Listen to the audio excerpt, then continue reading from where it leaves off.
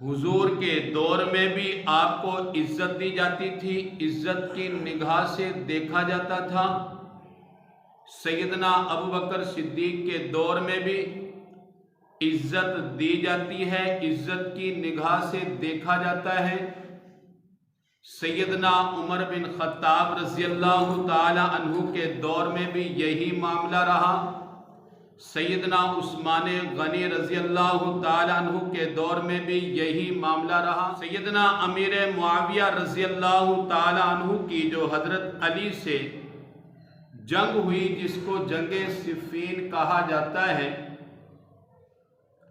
ان میں ایک وقت کے لیے اختلاف ضرور ہوا ہے لیکن صلح بھی ہو گئی ہے۔ حضور نبی رحمت صلی اللہ علیہ وسلم منبر پر تشریف لاتے ہیں، لوگوں کو اکٹھا کیا، آپ فرماتے ہیں ھذا ابنی سید، میرا بیٹا یہ حسن تمام مسلمانوں کا سردار ہے، لعل اللہ ان یصلح بہ بین المسلمین، فرمایا کہ اللہ سبحانہ و تعالی میرے اس سید بیٹا کے ذریعے سے دو مسلمان گروہ میں صلح کروا دے گا۔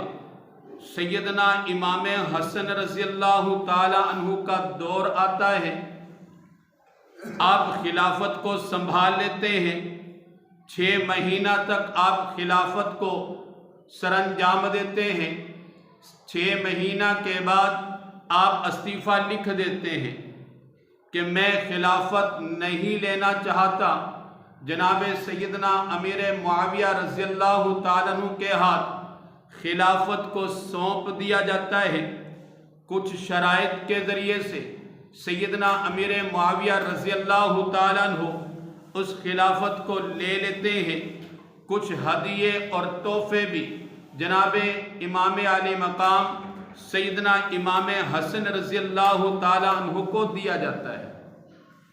یہ حضور کی وہ پیشین گوئی ہے جو آپ نے مسجد نبوی میں منبر رسول پر بیٹھ کر آپ نے فرمایا کہ میرا یہ بیٹا حسن مسلمانوں کا سردار ہے، اللہ سبحانہ و تعالی اس کے ذریعے سے مسلمانوں کا جو بہت بڑا گروہ ہے، ایک گروہ ہے جناب سیدنا امام حسن سے محبت کرنے والا، دوسرا گروہ ہے جناب سیدنا امیر معاویہ رضی اللہ تعالیٰ عنہ کے حمایتی، دونوں کے دونوں مسلمان ہیں۔ نبی پاک علیہ السلام نے فرمایا کہ دونوں مسلمان ہیں، عظیمینی، بہت بڑی جماعت ہے، دونوں کو عظیم جماعت کہا ہے۔ نبی پاک علیہ السلام نے اپنی زندگی میں ایسے الفاظ استعمال کیے تاکہ قیامت تک کوئی بھی سیدنا امیر معاویہ کی جماعت پر اعتراض نہ کرے۔ عظیمتین کہا، مسلمین کہا کہ مسلمان ہیں، بڑی جماعت ہے، چھوٹی جماعت نہیں۔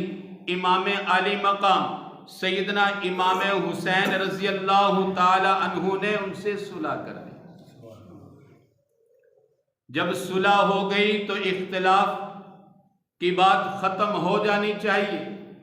جن میں آپس میں ناراضگیاں تھیں، لڑائیاں ہوئی، اختلافات ہوئے، اللہ سبحانہ و تعالیٰ نے وہ موقع بھی دے دیا کہ صلح بھی ہو گئی۔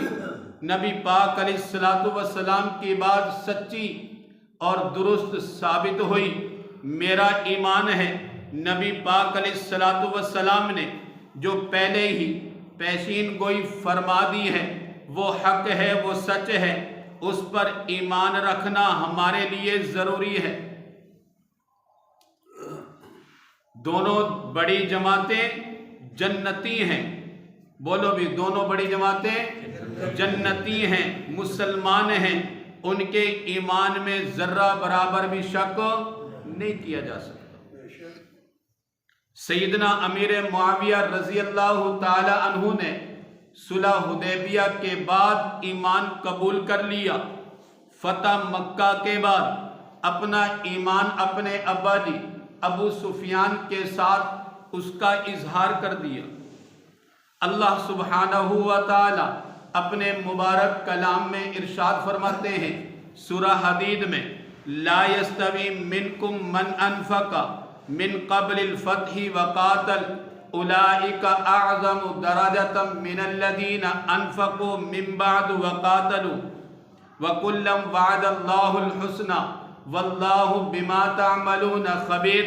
اللہ سبحانہ و تعالی فرماتے ہیں جو فتح مکہ سے پہلے ایمان لے آئے ان کا مقابلہ تو کوئی بھی نہیں کر سکتا، کوئی صحابی بھی ان کا مقابلہ نہیں کر سکتا۔ جو فتح مکہ سے پہلے مسلمان ہو گئے، اللہ کی راہ میں مال خرچ کیا، جنگوں میں بھی حضور کے ساتھ شریک ہوئے، اعظم درجۃ من الذین انفقوا من بعد وقاتلوا، ان کا درجہ ان سے زیادہ ہے جو فتح مکہ کے بعد مسلمان بھی ہو گئے، جنگوں میں بھی شریک ہوئے۔ وَكُلًّا وَعَدَ اللَّهُ الْحُسْنَى، اللہ سبحانہ و تعالی نے سب کے ساتھ اچھے بھلائی کا وعدہ کیا ہے، ہر ایک کے لیے اچھائی کا، خیر کا، بھلائی کا وعدہ کیا ہے۔ مقام ان کا زیادہ ہے جو فتح مکہ سے پہلے مسلمان ہو گئے، فتح مکہ سے پہلے حضور کے ساتھ جنگ میں شریک رہے، ان لوگوں سے جو فتح مکہ کے بعد مسلمان ہوئے، لیکن اللہ سبحانہ و تعالی نے ہر ایک کے ساتھ بھلائی کے معاملہ کرنے کا وعدہ کیا ہے۔ وَكُلًّا وَعَدَ اللَّهُ الْحُسْنَى، اللہ پاک فرماتے ہیں فتح مکہ سے پہلے مسلمان ہوا یا فتح مکہ کے بعد مسلمان ہوا، سب کے سب جنتی ہیں۔ اللہ کا وعدہ کیا ہے؟ جنت کا، سب کے سب جنتی ہیں۔ یہ کہنا درست نہیں ہے کہ امیر معاویہ رضی اللہ تعالی عنہ کا مقام فلاں صحابی سے کم ہے، یہ بات نہیں کہی جا سکتی۔ ہاں یہ کہہ سکتے ہو سب سے زیادہ مقام سیدنا ابو بکر صدیق کا ہے، اس کے بعد عمر بن خطاب کا ہے، اس کے بعد عثمان غنی کا ہے، اس کے بعد مولا علی کا ہے، اس کے بعد دیگر صحابہ کا، یہ ترتیب آپ بتا سکتے ہو، لیکن یہ کہو کہ سیدنا امیر معاویہ کا مقام فلاں صحابی سے کم ہے، اس طرح کہنے کی اجازت نہیں ہے۔ صحابہ کے لیے کم کا لفظ استعمال نہیں کر سکتے۔ اللہ سبحانہ و تعالی اپنے مبارک کلام میں بھی یہی ارشاد فرماتے ہیں، تِلْكَ الرُّسُلُ فَضَّلْنَا بَعْضَهُمْ عَلَى بَعْضٍ، اللہ پاک نے انبیاء کو بھی، رسولوں کو بھی بعض کو بعض پر فضیلت دی ہے، لیکن یہ کہنا درست نہیں کہ جناب سیدنا یونس علی نبینا وعلیہ السلام کا مقام فلاں نبی سے کم ہے یا فلاں نبی سے زیادہ ہے، موسیٰ کلیم اللہ کا مقام فلاں نبی سے کم ہے، ابراہیم خلیل اللہ کا مقام فلاں نبی سے کم ہے۔ اس طرح کے الفاظ کے استعمال کرنے کی اجازت نہیں ہے۔ ہاں یوں کہہ سکتے ہو کہ فلاں نبی کا مقام بہت ہی زیادہ ہے۔ اللہ پاک کے نیک بندے ہیں، ان کے مقام کو ہم کہتے ہیں کہ شاید ہی کوئی بھی نہیں پہنچ سکتا، کوئی بھی نہیں پہنچ سکتا۔ پھر ایک ایسا صحابی ہو جس نے اللہ پاک کے محبوب کی صحبت اختیار کی ہو، اس کے مقام کو کیسے پہنچ سکتے ہیں؟ ان کے پاس اعمال ضرور ہیں لیکن حضور کی صحبت نہیں ہے، اس وجہ سے ہم ان کو ولی کہتے ہیں، صحابی نہیں کہہ سکتے۔ صرف ایک ڈگری نہیں ان کے پاس، وہ کون سی ڈگری؟ حضور کی صحبت کی، حضور کا دیدار اپنی آنکھوں سے نہیں کیا، اس وجہ سے یہ بڑے اللہ کے ولی تو ہو سکتے ہیں، ان کا رتبہ مقام ہم سب سے زیادہ تو ہو سکتا ہے، لیکن کسی صحابی سے اونچا یہ صحابی کے برابر، اس کے مثل بھی ان کا مقام نہیں پہنچ سکتا۔ اللہ پاک نے سیدنا امیر معاویہ رضی اللہ تعالیٰ عنہ کو یہ مقام اور یہ عزت عطا فرمائی ہے۔ خلیفہ ششم ہے، ان کا احترام ضروری ہے۔ سیدنا عمر بن خطاب رضی اللہ تعالیٰ عنہ کے دور میں یہ شام کے گورنر بنے۔ سیدنا عمر بن خطاب کے بارے میں ہمارا کیا ایمان ہے؟ ان جیسا عادل کوئی ہو سکتا ہے؟ نہیں ہو سکتا۔ وہ کسی کی غلطی کو درگزر کرنے والے ہے ہی نہیں، وہ سزا دیتے ہیں تاکہ کسی اور کو جرت نہ ہو یہ جرم کرنے کی، یہ ظلم کرنے کی۔ سیدنا عمر بن خطاب کی طبیعت میں سختی ہے، وہ سزا دیتے ہیں، معاف نہیں کرتے۔ سیدنا عمر بن خطاب رضی اللہ تعالیٰ عنہ رات کے اندھیرے میں اپنی رعایا کے بارے میں خبر گیری کیا کرتے تھے۔ ان کے دور میں سیدنا امیر معاویہ گورنر ہیں، آپ لوگوں کے حالات کے بارے میں خبر گیری کرتے ہیں، پوچھتے ہیں امیر معاویہ کے بارے میں تمہاری کیا رائے ہے، وہ کیسا شخص ہے؟ کسی بندے نے کوئی ان کے بارے میں کوئی دو رائے نہیں دی۔ اسی وجہ سے سیدنا عمر بن خطاب کے دور میں وہ گورنری کے عہدہ پر بھی رہے، اور سیدنا امام عالی مقام سیدنا امام حسن رضی اللہ تعالیٰ عنہ سے محبت کرتے، ہر سال ان کو تحفے تحائف پیش کرتے، ان کو ہدیے بھیجتے۔ محبت کا ایک جس طرح جو بھی انداز ہوتا ہے اس انداز سے محبت کا پیغام دیتے۔ حضور نبی رحمت صلی اللہ علیہ وسلم نے جنتی ہونے کی بشارت ان کو اپنی زبان نبوت سے ارشاد فرمائی، اول جیش من امتی یغزون البحر فقد اوجبوا، فرمایا کہ جو میری امت میں سے سب سے پہلے بحری جہاد کرے گا، بحری جہاد کرے گا، اس کے لیے جنت واجب ہو چکی ہے، اس کے لیے جنت واجب ہو چکی ہے۔ کائنات کا سردار، نبیوں کا امام، تمام امتوں کا سردار، ہاں جی، وہ کہے کہ جنتی ہے اور ہم کہیں کہ نہیں، ہمارے کہنے سے کچھ فرق نہیں پڑتا۔ اوپر تھوک پھینکو گے تو کہاں آئے گا؟